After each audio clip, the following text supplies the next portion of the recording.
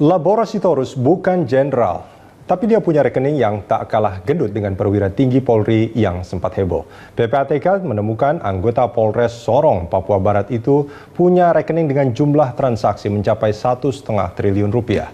Langkah polisi segera menahan Aibtu Labora Sitorus setelah ditetapkan sebagai tersangka. Kita apresiasi. Namun benarkah Aibtu Labora bekerja sendiri?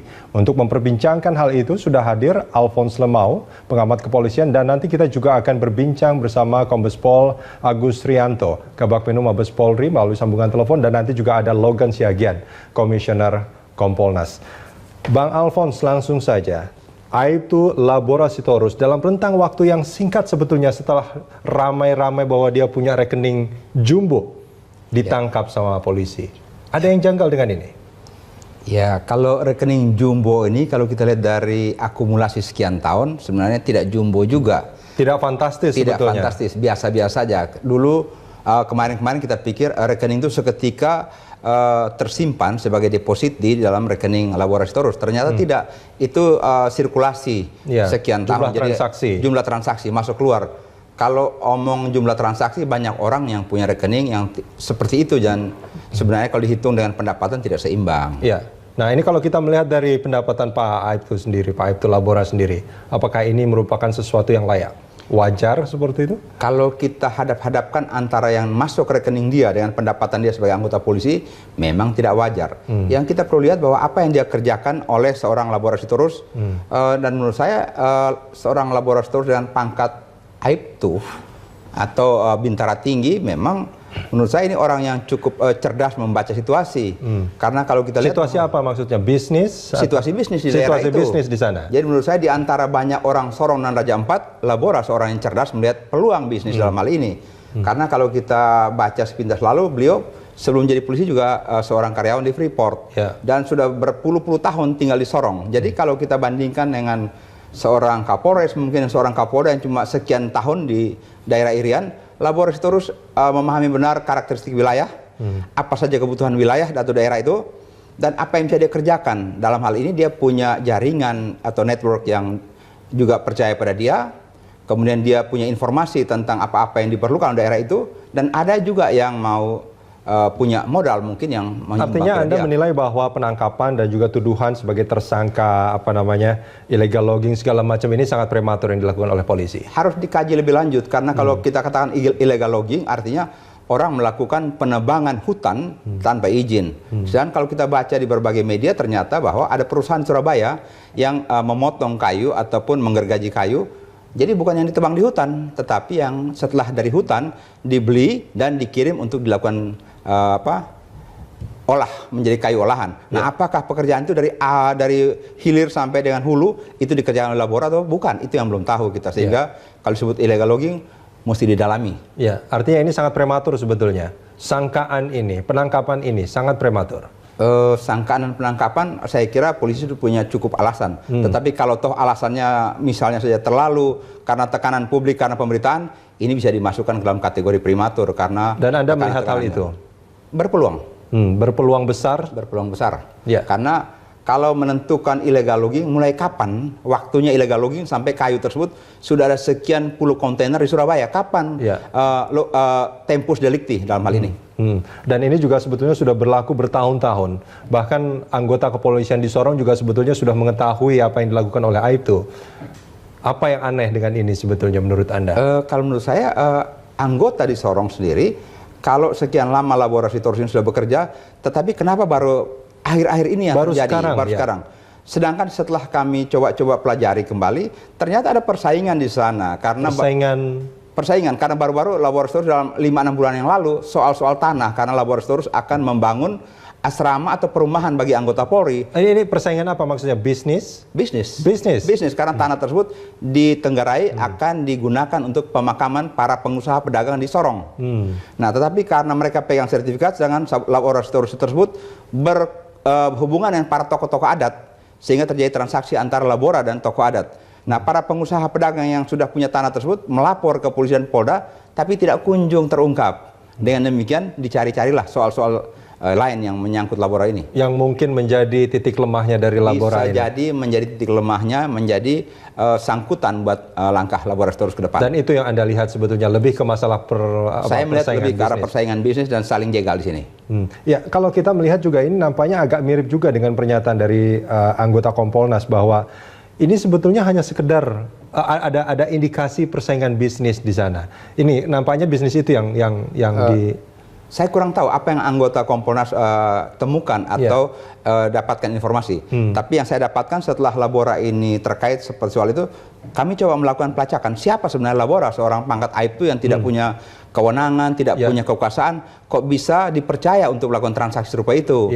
Dan ternyata dari sekian banyak rekening katanya, ternyata cuma beberapa rekening, 2 atau 3 rekening. 2 atau 3 rekening. 2 atau 3 rekening. Sehingga kadang-kadang menurut kami ada pemberitaan-pemberitaan yang sangat bombastis dan sangat tendensius dalam hal ini. Dan Anda melihat hal itu? Ya, saya kira artinya Polri juga sebelumnya bukan menyebut 2 rekening loh. 60 rekening Labora yang diblokir. Saya khawatir sekali bahwa banyak kali pemberitaan-pemberitaan sedemikian besar, tapi kenyataannya tidak bisa diungkap karena memang tidak seperti itu nyatanya. Baik. Bang Alphonse, ini kalau kita bicara soal rekening ini, menurut pengakuannya Labora Sitorus, cuma 2 atau 4 kalau saya tidak salah yang disebutkan itu. Tapi juga PPATK punya bukti ada transaksi sampai 1,5 triliun dari 2007 sampai 2012 dan data itu diberikan kepada Mabes Polri dan sampai akhirnya menyebutkan ada 60 rekening. Nah ini kan sebetulnya menjadi pertanyaan bagi masyarakat ini. Mana yang jujur nih sebetulnya? Mungkin semuanya jujur, tapi yang jelas begini, kalau Labora punya 2 atau 4 rekening, tapi dari sekian 56 atau 58 orang dari rekening yang berbeda mengirim uang ataupun melakukan transaksi dengan Labora. Dan demikian kalau kita katakan Labora punya 60 rekening, bisa terjadi Labora bertransaksi dengan orang-orang 60 rekening. Belum tentu Labora yang punya 60 rekening. Bukan atas namanya Pak Labora, belum tentu. Belum tentu. Ini yang harus diluruskan supaya pemberitaan itu lebih memudahkan masyarakat, tidak dan bingung. Lebih seimbang ya. Dan masyarakat juga tidak jadi bingung seperti Pak Alphonse katakan tadi. Dan kita sudah terhubung dengan Pak Logan Siagian. Pak Logan? Ya, Pak Logan, ini kita sedang berbincang soal rekening jumbo aibtu Sitorus ini. Ini sebelumnya kan sebelum ditangkap Pak Labora Sitorus, apa istilahnya, konsultasi atau laporan ke Kompolnas nih, Pak Logan? Jadi begini, LS atau Labora Sitorus minta mau menyampaikan saran keluhan ya sesuai dengan apa keluhannya Pak? Polri.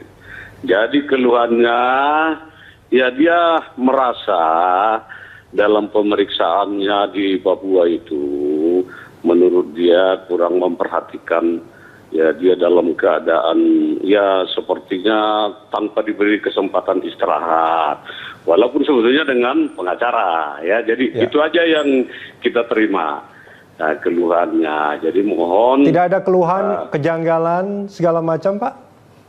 Ya kan sebetulnya dia kan baru diperiksa sebagai saksi pertama katanya. Setelah diperiksa sebagai saksi, lalu setelah dianalisis oleh penyidik mungkin, lalu dia diputuskan sebagai tersangka. Dipanggil 2 kali, dia sudah di Jakarta. Kita menanya, saya tanya, kau jangan-jangan sudah DPO? Nah, menurut dia tidak, kan begitu. Kalau udah DPO ya kita juga ya harus lapor ke polisi dong, ya kan?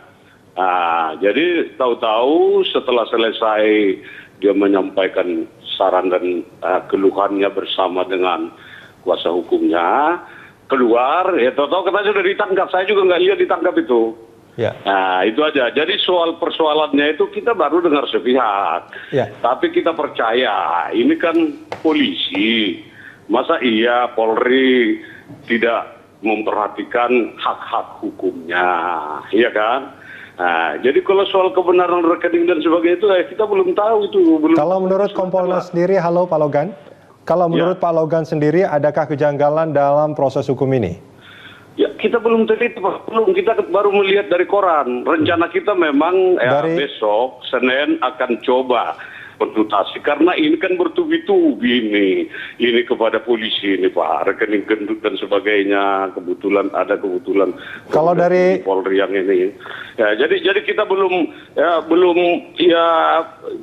ada mendapatkan data ya yang primer mengenai kejadian ini. Kita baru lihat melalui media massa. Kalau yang dari Pak Labora Sitorus sendiri, Pak, ada saran dan keluhan itu bagaimana menilai? Kemarin, ya itu yang dikeluhkan kemarin, kita catat itu, terus kita bilang, ya kita coba nanti ke Mabes Polri atas keluhannya ini.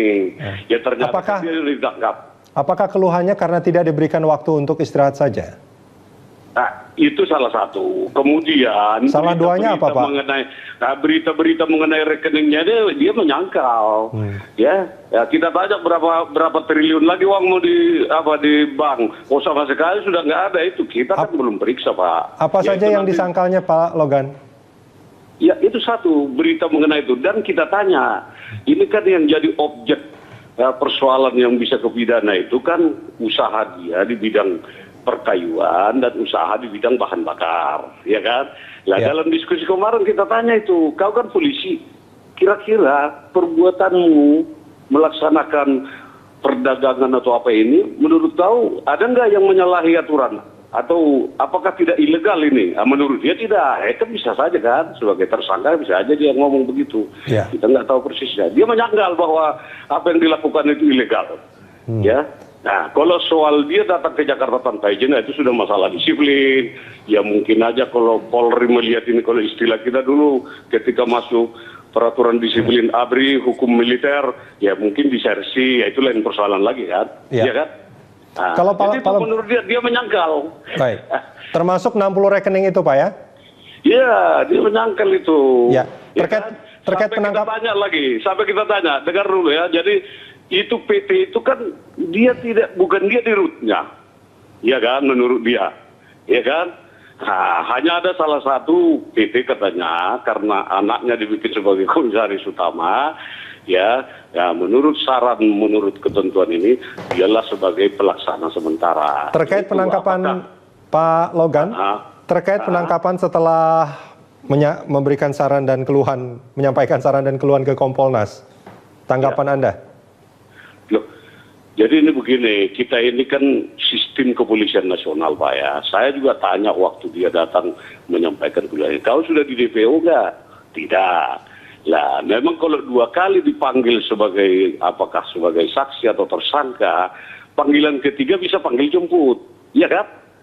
Iya kan? Nah, ini kita lihatlah, dan saya kira ya dia sebagai polisi, ya penangkapan seperti ini dia sudah maklum bagaimana itunya. Terkait penangkapannya sendiri tidak ada yang janggal ya Pak ya?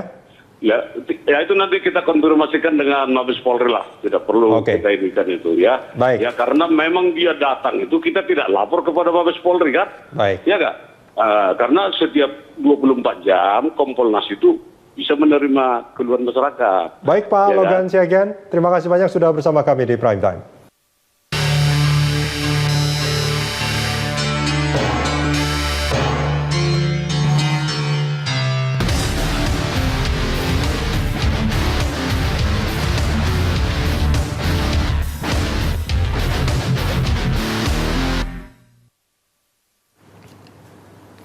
Ya, dialog kita lanjutkan kembali dan saat ini sudah bergabung bersama kita Pak Agus Rianto, Kabag Penum dari Mabes Polri. Pak Agus?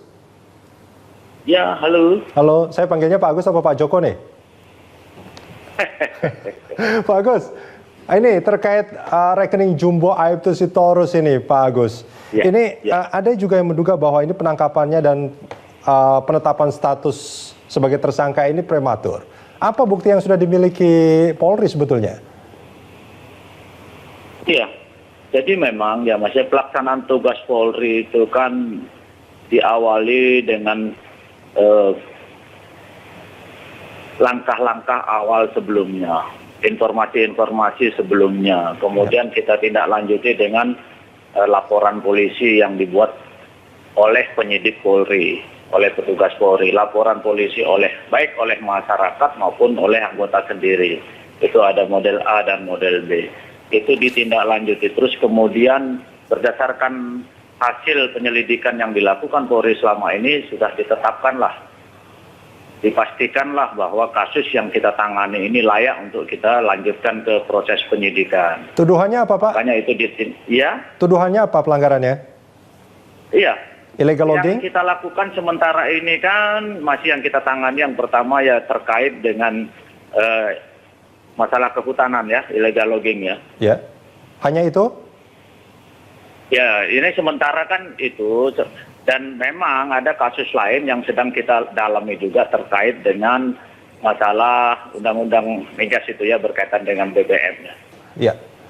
Bukti awal yang dimiliki dalam kasus illegal logging ini apa, Pak Agus? Ya itu tentunya penyidik yang punya ya Mas ya. Jadi tidak harus saya sampaikan pada kesempatan ini. Yang penting petugas sudah menetapkan yang bersangkutan sebagai tersangka. Kita lakukan penyidikan. Ya, tadi malam dilakukan penangkapan terhadap yang bersangkutan. Baik. Pak Agus, ini di studio juga ada Pak Alphonse Lemau yang ingin bertanya, silakan. Ya, Pak Agus, jadi kalau penetapan tersangka berarti bukti permulaan yang cukup telah ditemukan atau telah ditetapkan oleh penyidik. Dan dalam hal ini kalau kita lihat bukti permulaan artinya lebih dari satu alat bukti. Nah, sedangkan kalau kita dengar penjelasan daripada pengacaranya bahwa berbagai izin dimiliki, kemudian dia tidak menebang hutan, tetapi dia melakukan pekerjaan penggergajian di Surabaya dan sebagainya. Ini yang mungkin saja dapat dipastikan bahwa bukti permulaan yang ada itu pun menjadi tanda tanya bagi para pemirsa, karena pemberitaan yang saat-saat ini begitu bombastis, seolah-olah bahwa si Torus ini sedemikian dahsyatnya melakukan pelanggaran gitu, Pak. Ya, terima kasih. Ini komandan saya ini dulu ini, jadi saya perlu belajar sama beliau ini. Komandan, selamat malam. Saya anak buah komandan dulu waktu di patroli kota dulu. Ya. Jadi memang komandan Pak Alphonse, memang itulah yang kita sedang sekarang lakukan dan sesuai dengan program kita, komitmen kita bahwa kita transparan, semua masyarakat bisa menilai pekerjaan Polri. Nah, kita harap juga masyarakat juga mau menilai lah pekerjaan yang kita lakukan. Kita siap dikritik, kita siap ditegur, kita siap dikoreksi. Jadi apabila langkah-langkah penyidik nantinya tidak sesuai dengan ketentuan, ada upaya-upaya hukum yang bisa dilakukan oleh pihak tersangka termasuk dengan sebetulnya itu Pak Agus, sebetulnya itu yang menjadi tema kita kali ini. Masyarakat mempertanyakan sebetulnya letaknya di mana? Apakah karena Pak Laborasi Torus ini melakukan pemotongan tanpa hak gitu, atau apa sebetulnya yang dilakukan? Karena menurut pengakuannya itu punya surat-surat segala macam.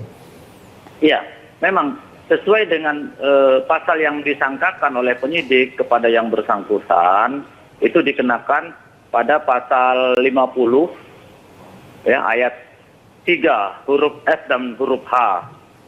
Itu yang predikat krimnya, sementara nanti akan ditindaklanjuti dengan Undang-Undang Nomor 8 Tahun 2010 tentang tindak pidana pencegahan dan pemberantasan tindak pidana pencucian uang, itu sudah juga sekaligus diterapkan pada yang bersangkutan. Ini bukan prematur ya, Pak ya? Iya. Ini dua undang-undang ini sudah diterapkan oleh penyidik. Artinya penyidik sudah, Pak Agus, artinya penyidik sudah betul-betul punya bukti yang sangat kuat untuk menjerat Pak Laborasi Torus.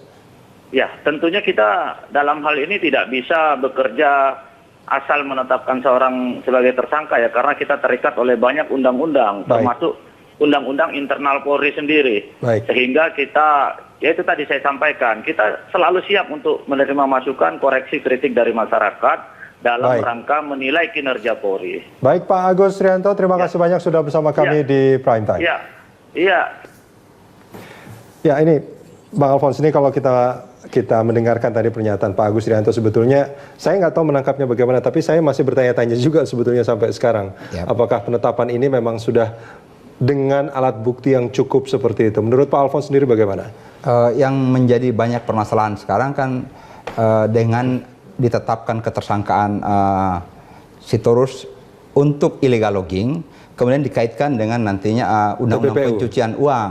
Karena tadi sudah dikatakan juga sama Pak Agus, karena banyak sekarang pendapat yang mengatakan seolah-olah bahwa kadang-kadang penyidik, jangankan hanya di Polri, di KPK dan sebagainya pun, atau banyak pengamat yang ngomong predikat crime-nya tidak jelas, tahu-tahu pencucian uang yang keluar. Itu yang banyak terjadi dan diperdebatkan. Dan Anda khawatir itu juga terjadi pada kasus yang ini? Dikhawatirkan terjadi seperti itu karena terdahulu kan orang ngomong mengenai besarnya rekening yang sedemikian besar, kemudian jumlah rekening yang begitu banyak. Lama-lama jumlah rekening menjadi menciut, kemudian jumlah itu ternyata akumulasi sekian tahun.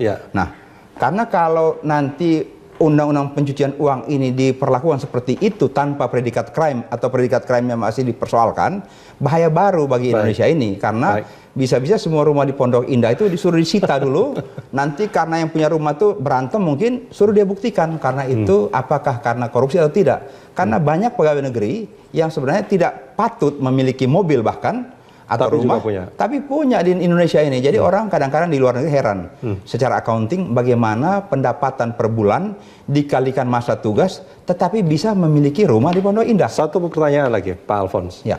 Dibenarkan nggak seorang polisi berbisnis seperti yang dilakukan oleh Labora Sitorus? Banyak pendapat, tapi kalau kita... Yang pendapat yang betul yang mana? Sampai hari ini tidak ada aturan yang mengatur seorang bawahan berbisnis. Karena zaman saya masih tergabung dengan Polri dan TNI, itu ada ketentuan perwira dilarang berbisnis atau berbisnis atas izin atasan atau pimpinan. Tapi sesudah kita pisah, belum ada aturan baku yang mengatur itu. Baik, Pak Alphonse. Jadi kalau orang berbisnis karena dia dapat mengalami kesulitan dan dia lihat ada peluang, dan dia seorang yang tidak punya kewenangan apa-apa dalam jajaran kepolisian, kalau kita persalahkan karena berbisnis, seperti tadi kata Komponas, berlebihan. Karena istrinya yang berbisnis, anaknya yang berbisnis, dia cuma ketiban rekening. Jadi kita jangan lebay gitu. Oke, baik. Pak Alphonse, terima kasih banyak sudah bersama kami di Prime Time.